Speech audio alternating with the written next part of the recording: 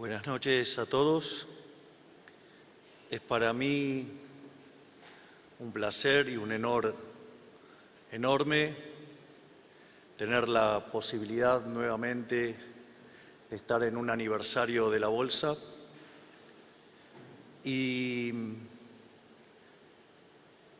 es muy interesante lo que estaba planteando Adelmo.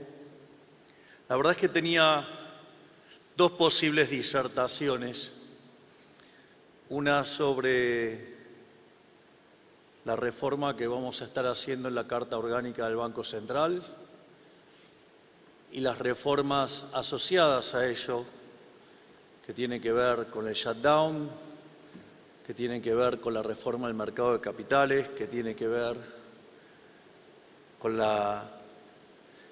el inicio de la transformación del mercado de los seguros y básicamente la otra parte o la otra disertación que tenía planeada o que se iba a dar era sobre crecimiento económico. Y las propias palabras de Adelmo me han hecho elegir, lo estaba discutiendo con el jefe de gabinete, digo claramente sobre qué preferís que hable y Adelmo eligió el tema, así que vamos a hablar de crecimiento económico.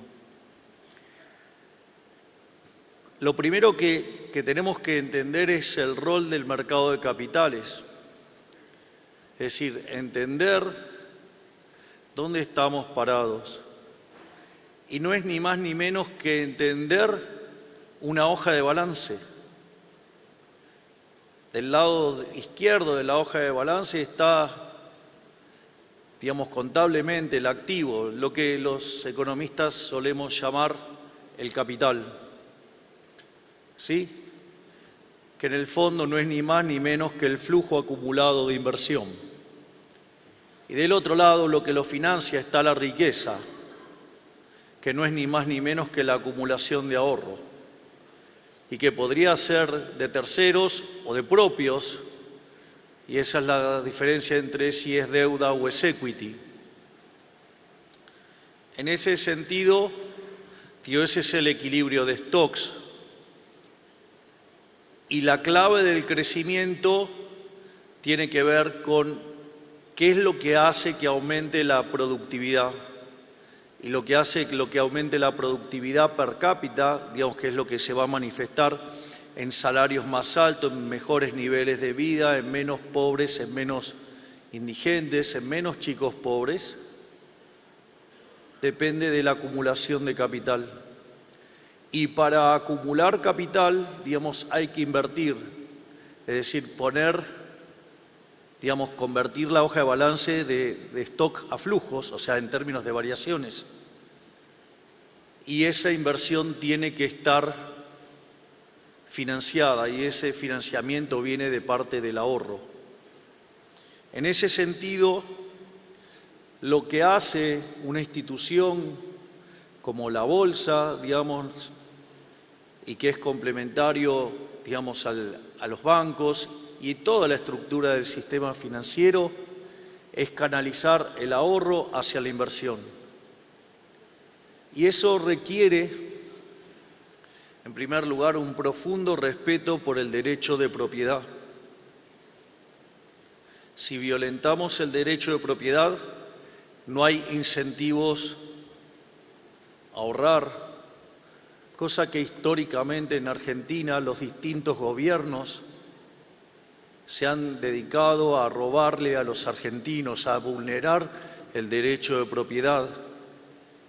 Pero al mismo tiempo también tiene que financiar la inversión y, aquel que invierte tiene que poder capturar los resultados de esa inversión, con lo cual también juega un rol fundamental el derecho de propiedad.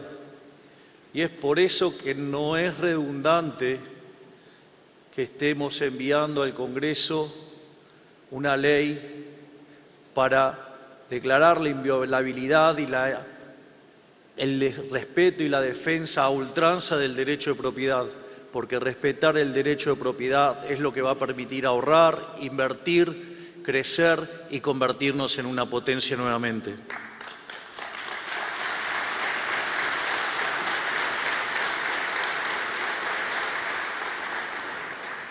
Además, resulta, como otras leyes, resulta interesante como principio de revelación, porque está claro que aquellos que se opongan a la defensa férrea del derecho de propiedad, como postulamos nosotros en base al orden liberal, está claro que esos son los enemigos del progreso. Véanlos hablar, véanlos actuar. Esos son los responsables de la decadencia argentina. Esos son los que violentaron el derecho de propiedad. Esos son los que nos hundieron. En ese sentido, también es importante el derecho de propiedad como mecanismo de base para el funcionamiento del sistema de precios. Una de las cosas más maravillosas del libro Socialismo de Ludwig von Mises, cuando demostró la imposibilidad del socialismo, era que no era posible el socialismo básicamente porque no podía hacer cálculo económico. Y el cálculo económico tiene que ver con la determinación de los precios. Y es imposible determinar precios sin propiedad privada. Porque yo le puedo vender, digamos, al Colo, no sé, estos micrófonos, pero cuánto, digamos, lo que me dé no me importa. ¿Por qué? Porque estos micrófonos no son míos. Y es más, si el dinero que tuviera que gastar él, digamos, no fuera de él, imagínense el desastre que sería, porque eso no tendría, nadie, digamos, sabría lo que estaría gastando, no habría cálculo económico, no habría precios. Y si ustedes no tienen precios, no tienen un mecanismo de coordinación en la economía, no saben quiénes van a ser los que compran ni quiénes son los que venden. O sea, no va a haber oferta, demanda y por ende tampoco va a haber mecanismo de ajuste frente a esos desequilibrios y consecuentemente esas economías fracasarán. Y es lo que pasó con el socialismo. Por lo tanto, digamos, lo que está pasando en el Congreso tiene una importancia vital para que Argentina sea grande nuevamente. Y eso, que digamos, lo que en este momento yo estoy describiendo, digamos, como lo que sería el lado derecho de la hoja de balance, la contraparte es el lado izquierdo de la hoja de balance, es lo que pasa en el lado real. Entonces, digamos, ¿qué es lo que va a hacer ampliar el stock de capital de esta economía? ¿Qué es lo que va a generar la inversión? Y la contracara de eso es el crecimiento. Por eso es tan importante el entramado financiero que permite canalizar ahorro en inversión. De aquí la importancia de las instituciones financieras y en particular la Bolsa de Comercio del Mercado de Capitales. Dicho esto, entonces ahora sí voy a entrar en la discusión del crecimiento económico. Naturalmente voy a hacer una primer digresión teórica para digamos, saber de qué hablamos cuando hablamos de crecimiento. Básicamente voy a explicar esto que los economistas llamamos el palo de hockey, que aquellos que nos hemos dedicado al crecimiento económico es lo más importante para nosotros, evidentemente. Después voy a ofrecer una interpretación que a mí me parece la correcta sobre cómo mirar este proceso, digamos, en base a un modelo de Oded Gaylor. Y después voy a estar presentando los resultados del trabajo que hicimos con el doctor Damian Reidel, que, digamos, no sé, mientras que lo doy o versión oral, ahí no va a haber plagio porque no van a llamar plagio a la edición, digo, de usar un corrector de texto. Así es que, digamos, no sé, salvo que después se editen con inteligencia artificial lo que yo estoy diciendo.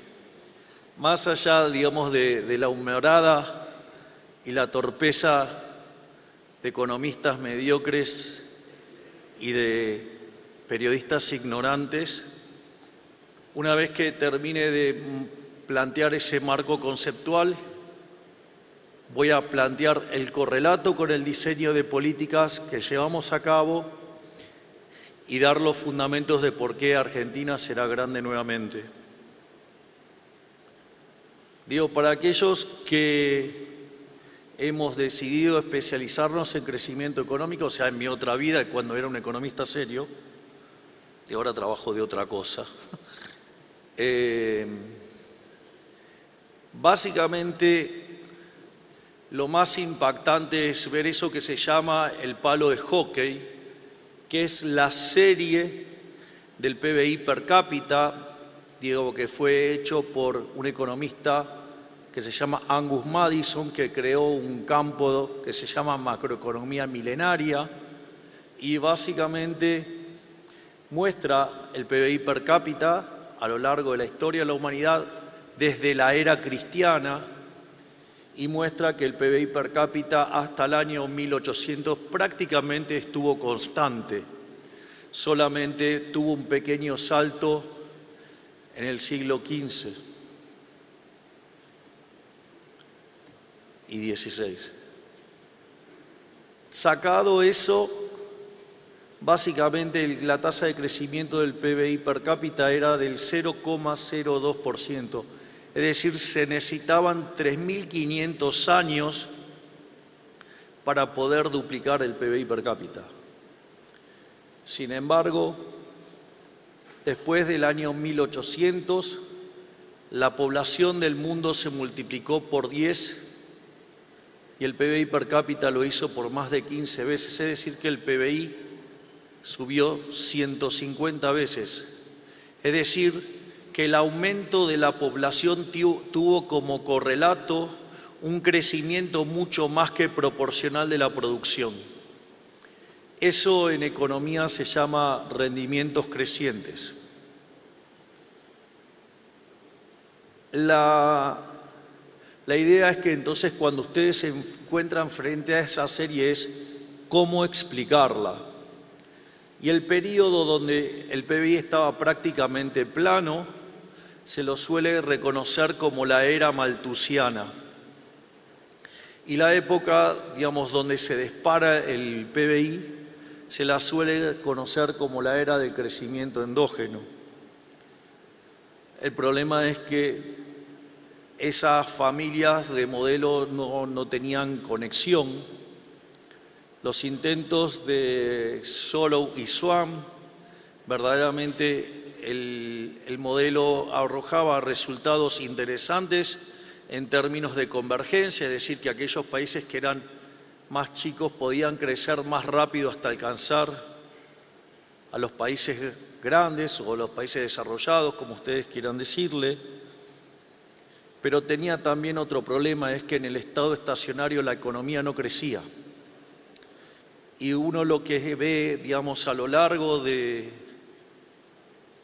lo que fue el siglo XIX y el siglo XX es que la economía mundial estuvo continuamente acelerando el crecimiento.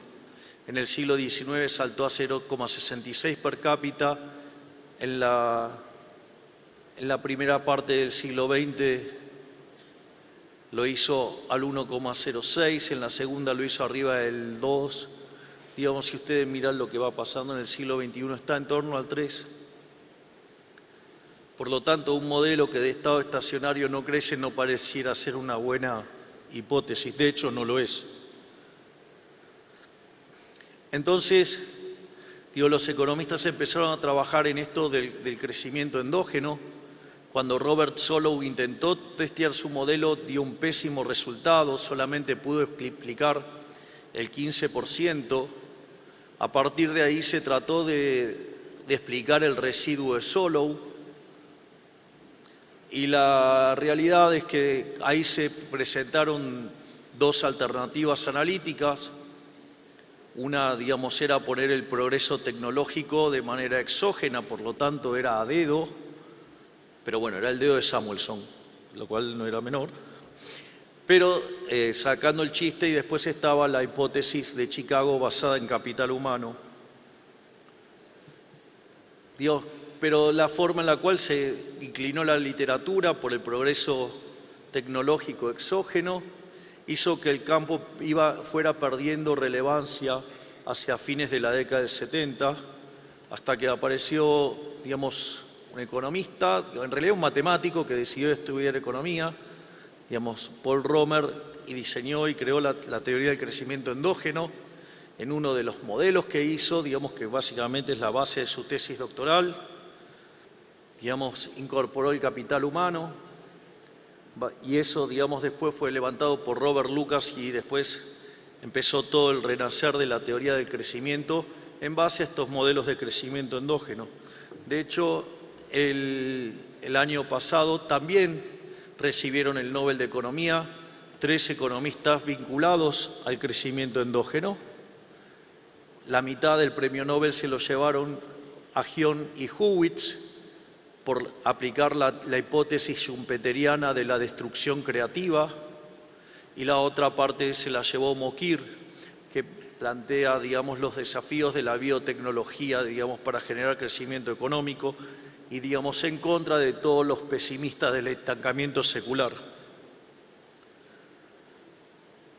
Sin embargo, digamos, siguen siendo los modelos del crecimiento endógeno, y los modelos malthusianos siguen siendo, o eran hasta hace un tiempo, 2 bichos que laburaban distintos, y era como que había que tener un modelo que cambiaba de mano de un lado para el otro.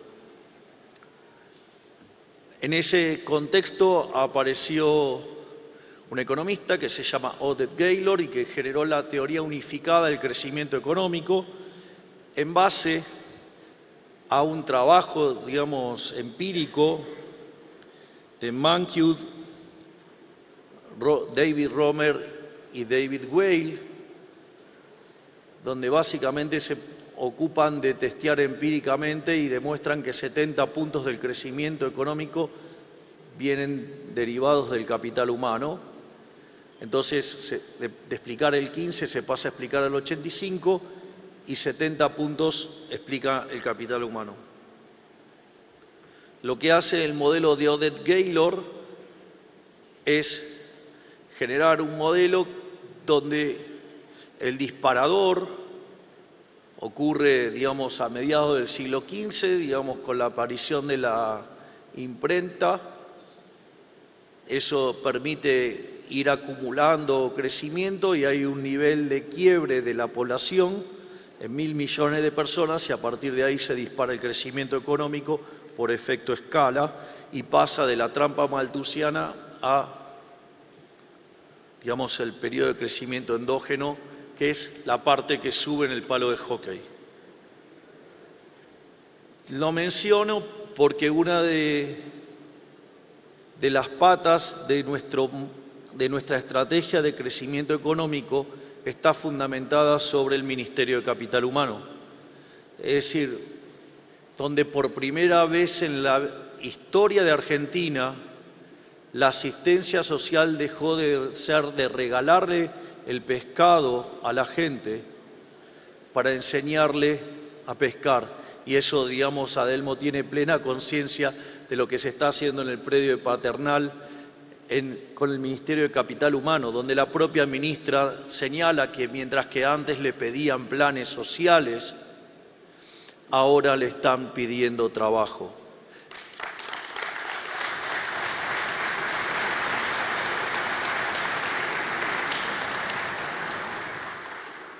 Por otra parte,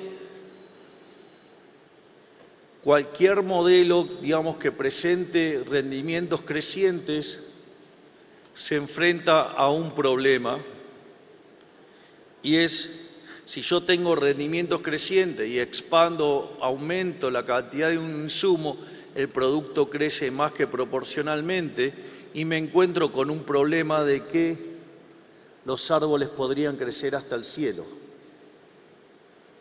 Entonces eso plantea un problema conceptual grave.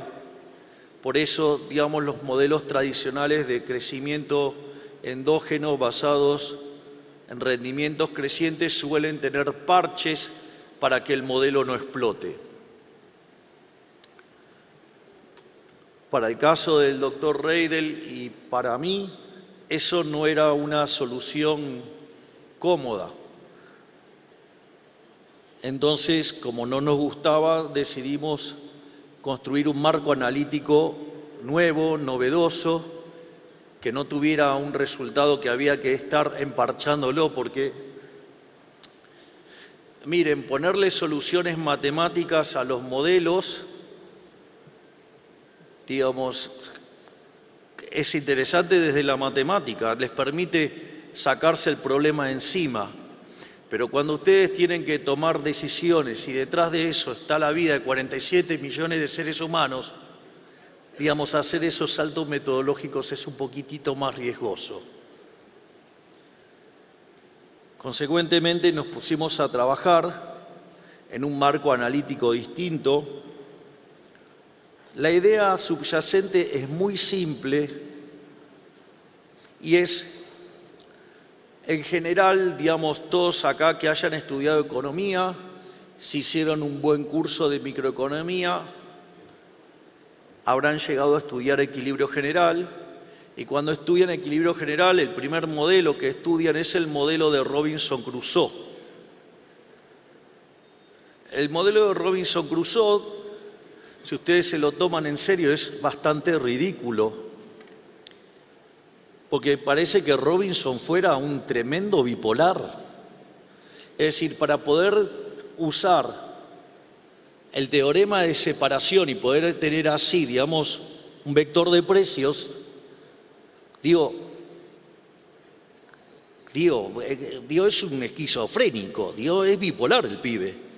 Porque un día, digamos, en un momento se tiene que poner el bonete de consumidor y en otro momento se tiene que poner el bonete de productor, y entonces ahí determinar cómo, en realidad, digamos, es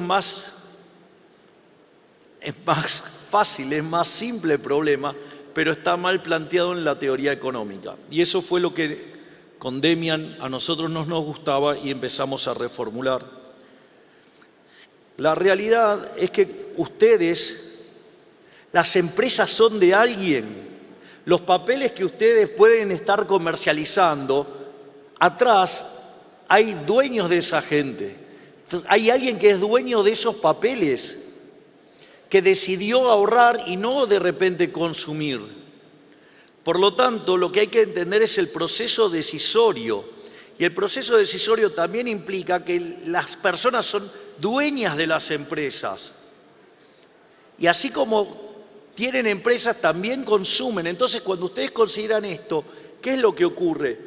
Ustedes, en la medida que van consumiendo más, cada unidad de consumo adicional les reporta un nivel de satisfacción menor.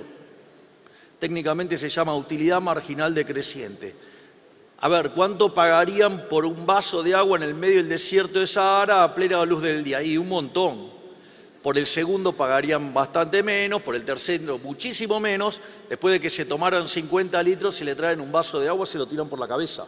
¿Ok? Es decir, la utilidad marginal es decreciente. Ustedes, la satisfacción que derivan de cada unidad de consumo adicional es cada vez menor.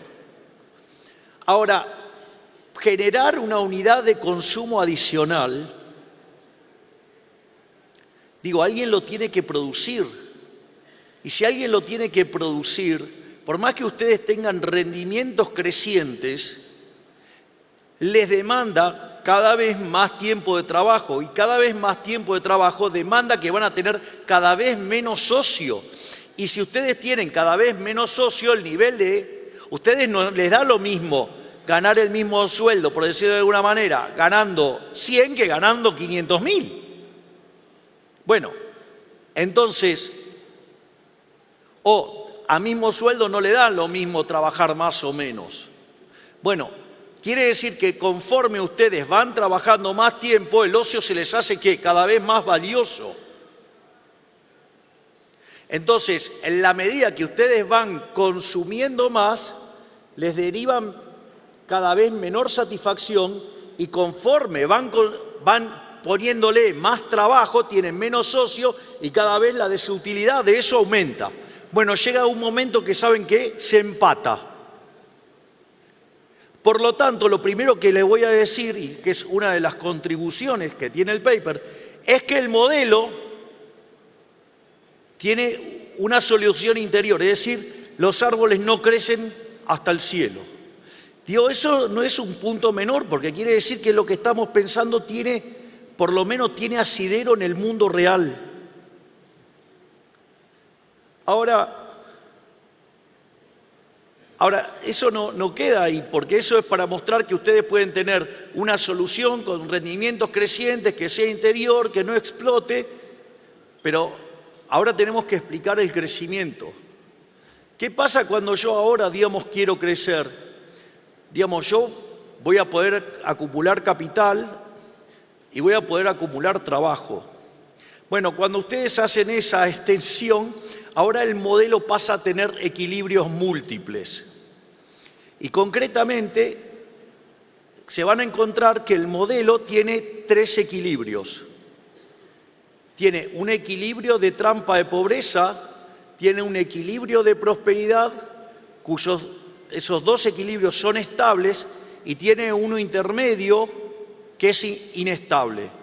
Esto quiere decir que ustedes, según cuáles sean los parámetros, o se vuelven prósperos o se vuelven pobres. Ahora, ¿de qué depende de que ustedes se vuelvan pobres o se vuelvan prósperos? Y eso depende de la cantidad de capital. Es decir, a diferencia de los modelos anteriores de convergencia, donde no importaba la escala, ahora sí importa la escala. Es decir, el tamaño ahora sí importa. Es decir, no es que ustedes, van a converger de cualquier manera, no. Necesitan una escala mínima, si no, se hunden.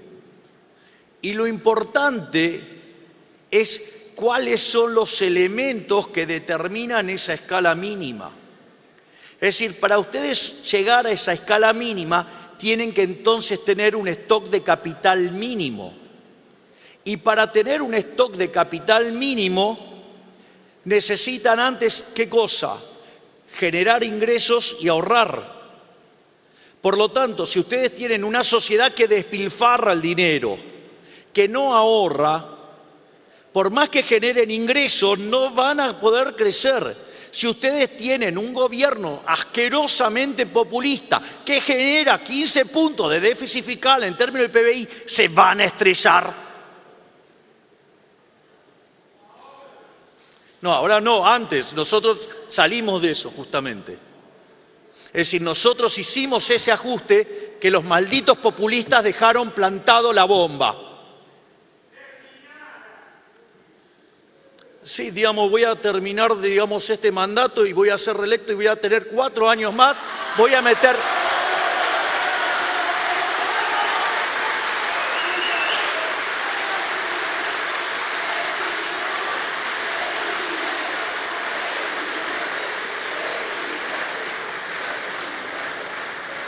Y te voy a dar una mala noticia adicional. Estamos sentando las bases para 100 años de liberalismo. Por lo tanto, si no te gusta, andate a Cuba.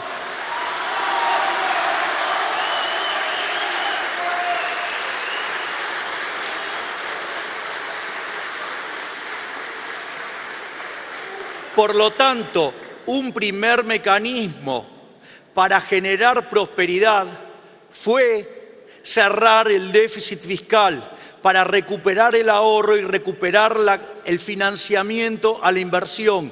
Recuperar el derecho de propiedad es fundamental para justamente volver a generar interacción entre ahorro e inversión. Pero aún así tengo que generar ingresos, y para generar ingresos necesito trabajar. Por lo tanto, aquellos populistas que impulsan la cultura del antitrabajo también nos están hundiendo. Aquellos que promueven la vagancia, aquellos que promueven castigar al que trabaja y beneficiar al vago, esos son los que hicieron que Argentina se estuviera hundiendo durante los últimos 100 años.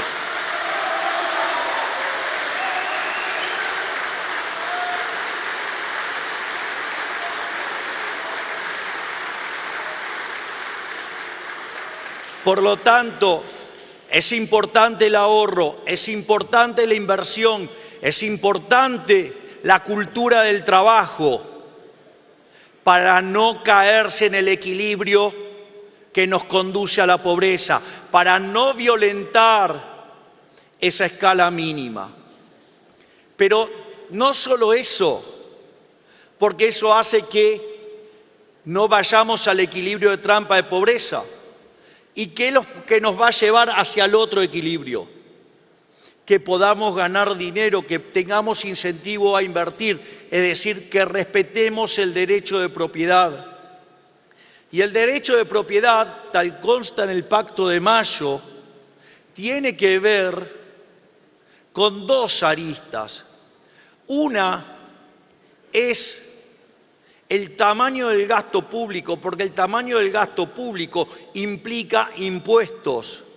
Por lo tanto, resulta fundamental no solo generar el ahorro, no es lo mismo alcanzar el equilibrio fiscal metiéndoles un ajustazo. El equilibrio del Tesoro, que teníamos 5 puntos de déficit del PBI, no solo que lo hicimos bajando el gasto, sino que bajamos tanto el gasto que por primera vez en la historia un gobierno le devuelve a los argentinos de bien 3 puntos del PBI. O sea que le devolvimos 8 desde el Tesoro y 10 desde el Banco Central.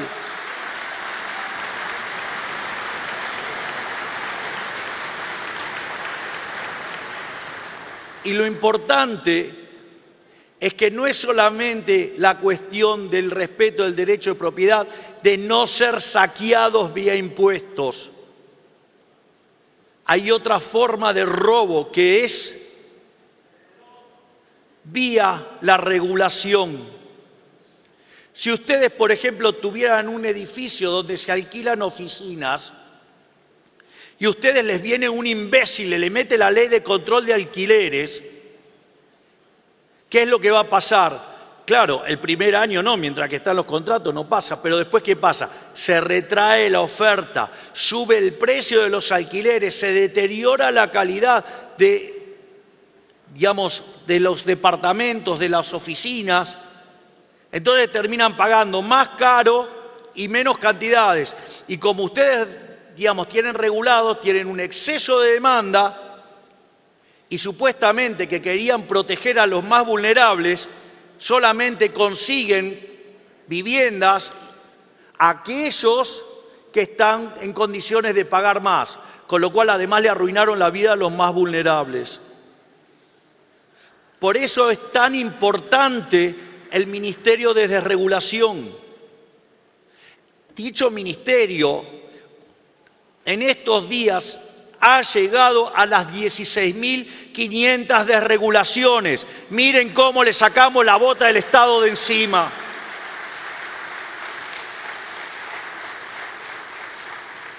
Por lo tanto, respetando el derecho de propiedad y desregulando, devolviéndole libertad a los individuos, les permite llegar a un equilibrio más alto. Por lo tanto, el modelo resuelve la cuestión de los rendimientos crecientes de una manera legítima. No solo eso, sino que además muestra la trampa de la pobreza, muestra lo nocivo del populismo, de castigar el ahorro, de castigar el trabajo, de meter regulaciones y reventarle la cabeza a impuestos, porque eso lo que hace es correr la escala mínima y aumenta las chances de que ustedes se metan en la trampa de pobreza. Y si logran salir, al nivel al que pueden aspirar es más bajo. No solo eso, la tercera contribución que tiene el artículo, y esto es pura y exclusivamente gracias a Demian, que es físico, es haber incorporado por primera vez en un trabajo las barreras de Bellman, herramienta con la cual es posible resolver este modelo. ¿Qué quiere decir esto? Que cada una de las cosas que hacemos por el equilibrio fiscal, en la batalla cultural y en el capital humano, fomentar la cultura de trabajo, fomentar que se trabaje, fomentar el ahorro, desregular, bajar impuestos, son nuestra estrategia de crecimiento económico. Por lo tanto, ahora lo que voy a hacer es entrar a discutir de por qué Argentina va a ser grande nuevamente. Básicamente, para que ustedes inviertan, las empresas que invierten, porque el valor lo crean los empresarios, no lo crea el Estado, no los crea el parásito, los crean los emprendedores como ustedes, no los parásitos del Estado.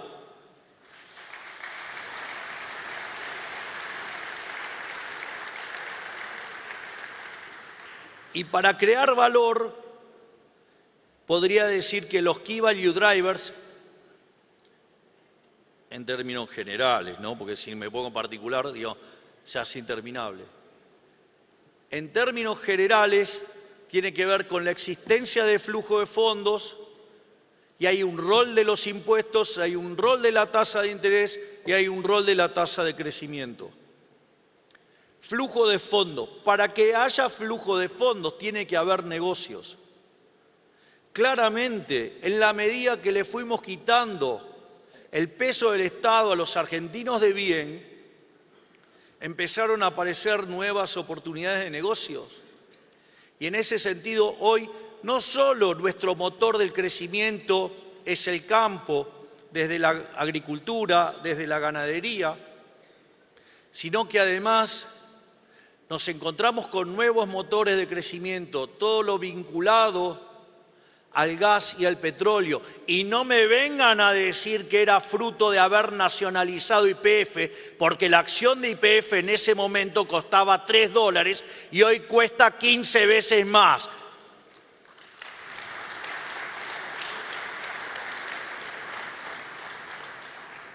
No solo eso, sino que además tenemos la minería, tenemos lo que tiene que ver con el cobre. Piensen en el caso de Chile. Exporta $60.000 millones. Nosotros exportamos solamente 5.000 y tenemos 70% de la cordillera. Algo habremos hecho mal y es que durante casi 100 años nos hemos vivido cagando sistemáticamente sobre la propiedad privada.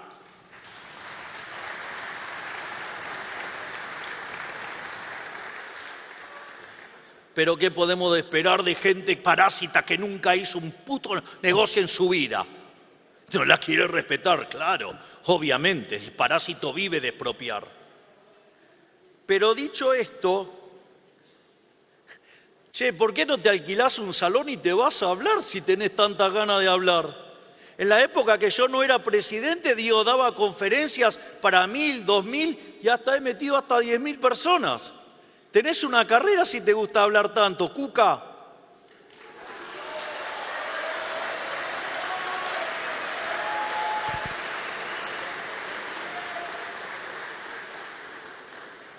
No solo eso, también quiere decir que y nosotros exportamos $5.000 millones. Miren todo lo que tenemos para multiplicar nuestra producción de cobre, nuestra producción de litio, todo lo que tiene que ver con los minerales raros.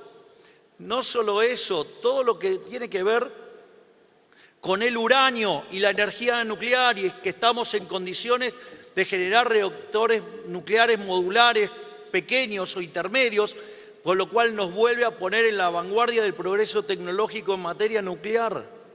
Además, todo lo que está floreciendo la economía del conocimiento, la posibilidad de tener energía barata, con clima frío para desarrollar la inteligencia artificial.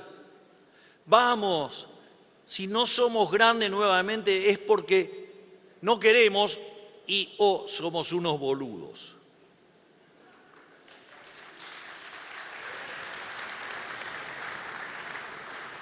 El otro tema es el de los impuestos. Tal como señalé, nunca en la historia de la Argentina ustedes vieron que un gobierno haya bajado o eliminado cerca de 20 impuestos y le haya devuelto a los argentinos de bien 3 puntos del PBI. Pero no nos vamos a quedar ahí.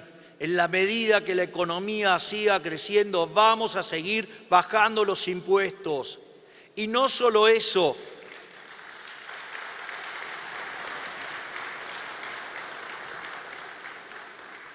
Si logramos la reelección y seguimos transitando el sendero de crecimiento que estamos llevando actualmente, le vamos a estar devolviendo a los argentinos de acá al 2031 $500.000 millones en baja de impuestos.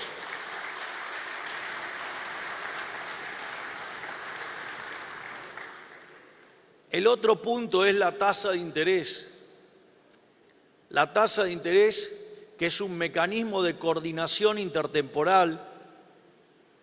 Básicamente, uno de los componentes que ustedes pueden encontrar es el riesgo país. Cuando nosotros llegamos al poder, el riesgo país estaba en torno a los 3.000 puntos básicos. Y gracias al trabajo extraordinario hecho por el ministro de Economía, Toto Caputo, el mejor ministro de Economía de la historia argentina, hoy el riesgo país está en torno a los 400 puntos básicos.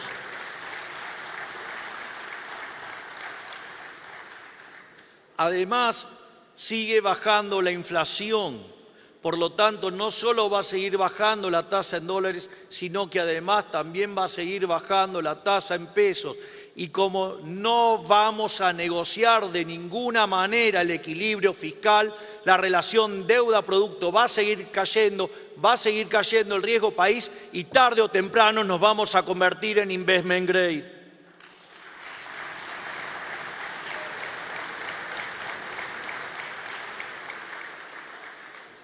Finalmente, tenemos la tasa de crecimiento. Y en términos de tasa de crecimiento, los motores que nosotros tenemos encendidos y a toda máquina son 3. El primer motor de crecimiento es el capital humano. Tal como dije, cambiamos la lógica de la política social.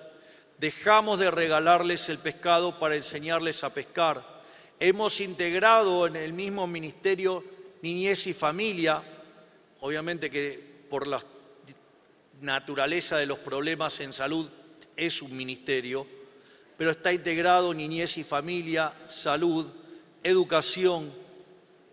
Vean qué interesante, porque si ustedes no miden, no saben de qué se tratan los problemas. Y empezamos con las pruebas a aprender.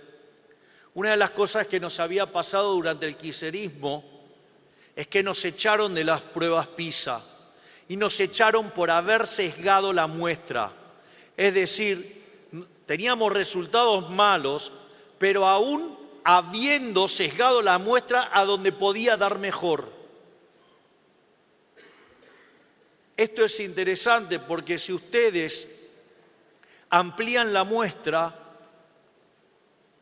los resultados que tienen que conseguir son peores porque tenían un problema de muestra. Y además es muy difícil mejorar un punto por año porque básicamente, por ejemplo, si van a evaluar en 6º grado, ya tienen 5 años atrás, entonces es como que tiene mucha inercia, tiene mucho peso.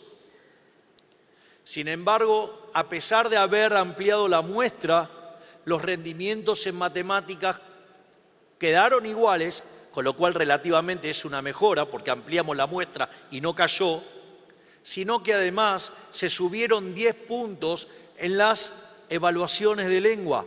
Miren si estamos mejorando la calidad de nuestro capital humano. No solo eso, también estamos mejorando el capital humano porque cuando sinceramos la economía, de 57% de pobres pasamos a 29%. Los indigentes pasaron de 20% a 6%. Y los chicos pobres de 70% pasaron a 42%. Queda por hacer Sí, obvio, falta un montón. ¿No creen que voy a revertir 100 años de decadencia en 2 años y medio? Claro que queda un montón, pero vamos por el camino correcto.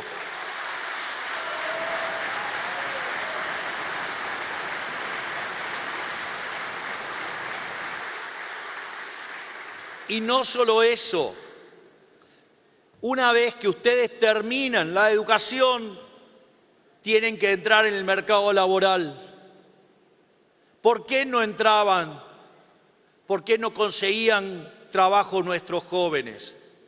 Porque el sistema estaba hiperregulado. Entonces, claro, no podía salir nadie. Consecuentemente, no entraba nadie. Y por eso nos encontramos cuando llegamos con más del 50% de la economía en el segmento informal. Y también les recuerdo a aquellos que hablan como si hubiéramos heredado a Suiza, les cuento que el 30% de los trabajos formales se encontraban debajo de la línea de la pobreza. Es decir, en la Argentina, Cuca, ni siquiera siendo un trabajador formal alcanzaba para salir de la pobreza.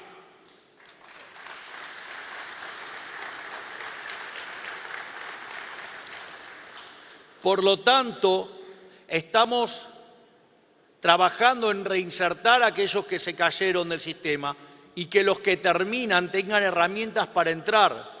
Pero eso no se podía lograr sin una ley laboral más ágil, más flexible, más en línea acorde a los tiempos que corren. Y contra todos los pronósticos y respecto al fracaso de ya no solo de todos los gobiernos del regreso a la democracia, ni siquiera los militares pudieron y tuvieron las pelotas de hacer una modernización laboral como la que sí sacamos nosotros después de haber ganado las elecciones intermedias.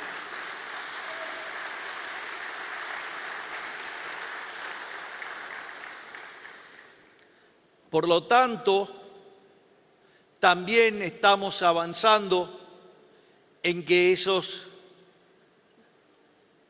individuos que entran en el mercado laboral puedan tener lugar y aquellos que han caído del sistema poder reinsertarse. Y eso lo que nos va a permitir es mayor cantidad de personas para entrar al mercado de trabajo laboral y con mayores calificaciones para ser más productivo. El segundo motor de crecimiento es básicamente el Ministerio de Desregulación, o sea, el Ministerio de los Rendimientos Crecientes.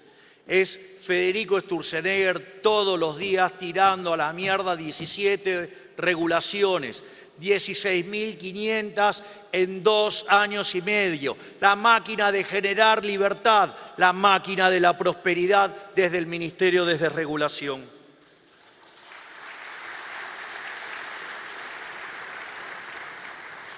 Y finalmente tenemos, y esto ya estaba en Adam Smith. Adam Smith, que hablaba de la fábrica de alfileres, que no era ni más ni menos que describir los rendimientos crecientes, decía que la división del trabajo, los rendimientos crecientes, están limitados por el tamaño del mercado. Por lo tanto, si ustedes abren la economía, el tamaño del mercado se expande y por ende pueden crecer más. Hoy Argentina tiene un coeficiente de apertura del menos del 30%, cuando por su tamaño de ingreso debería tener un coeficiente de apertura de más del 90%. Por lo tanto, estamos iniciando el sendero de hacer la economía argentina cada vez más libre, cada vez más abierta. Firmamos el acuerdo de la Unión Europea-Mercosur después de 25 años que estuviera atascado y de que fueran a las reuniones, ¿sí?, digamos, a decir discursitos lindos y no resolver nada. Bastó que hubiera alguien que tenía ganas de empujar la agenda aperturista para que esto, digamos, funcionara.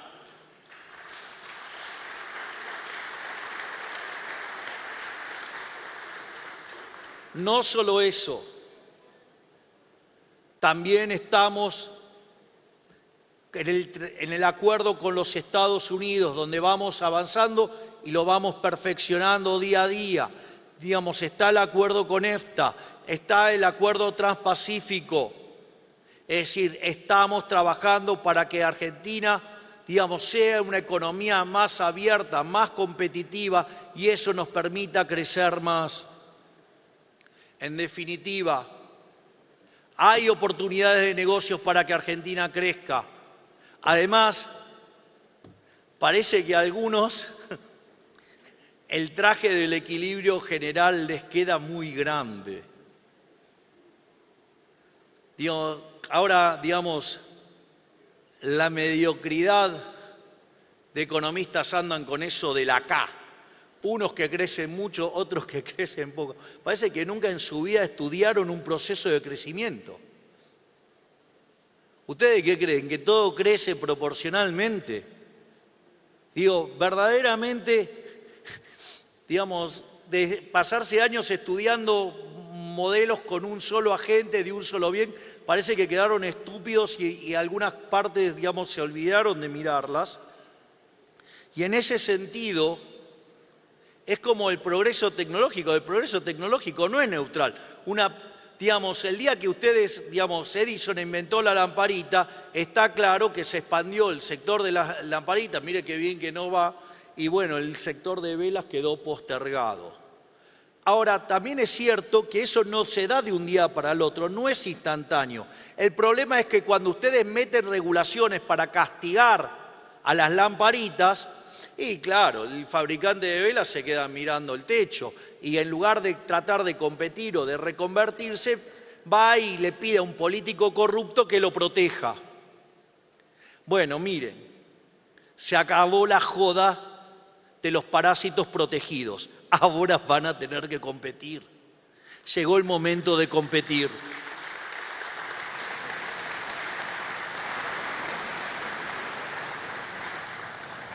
Primer punto. Primero, porque el comercio es más eficiente. Si yo tengo un bien que en el mercado vale 100 y un empresario corrupto se pone de acuerdo con políticos corruptos para poder cobrarlo 400, si ustedes, digamos, tienen una empresa, cuidan 920 puestos de trabajo, digo, si les quieren tocar el privilegio, les tiran los trabajadores a la calle el día que se va a tratar la ley de modernización laboral para generarle una crisis.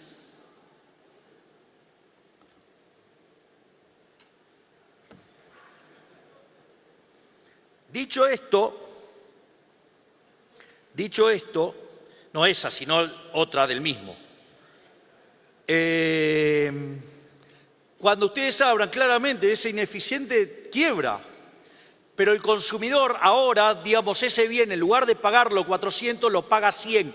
Ahora tiene 300 en la mano que lo va a gastar en otros bienes de la economía. Y eso lo que va a generar son puestos de trabajo de mejor calidad en otros sectores de la economía que sí quiere la gente. Claro, pierde el corrupto del empresario, el corrupto del político, digamos, pero ganan 47 millones de argentinos y los 920 trabajadores tendrán que ir a trabajar a otro sector. Por eso es tan importante un mercado laboral flexible. Y también es importante no estar frenando el progreso tecnológico, porque si no, cuando hacen el catch-up tecnológico, en el medio sí va a dejar una transición. Entonces, y lo otro que hay que entender es que hay que perderle miedo al progreso tecnológico. Si los luditas tuvieran razón, aquellos que le tienen miedo al progreso tecnológico, tuvieran razón y que se destruyen puestos de trabajo y no se crean más puestos de trabajo, dado que todo este proceso de crecimiento virtuoso arrancó allá por el 1800 y dado que la población se multiplicó por 10, hoy la tasa de desempleo debería ser del 90% y sin embargo eso no ha ocurrido.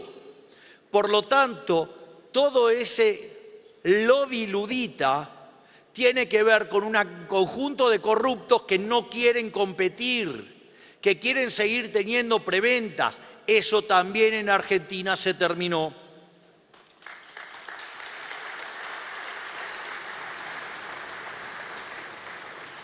Por lo tanto, tenemos todas las condiciones para crecer, tenemos todas las condiciones para ser grandes nuevamente. Lo único que necesitamos es volver a renacer nuestro espíritu emprendedor. Si hacemos eso, vamos a hacer a la Argentina grande nuevamente. Que Dios los bendiga a todos, que la fuerza del cielo nos acompañe y ¡viva la libertad, carajo!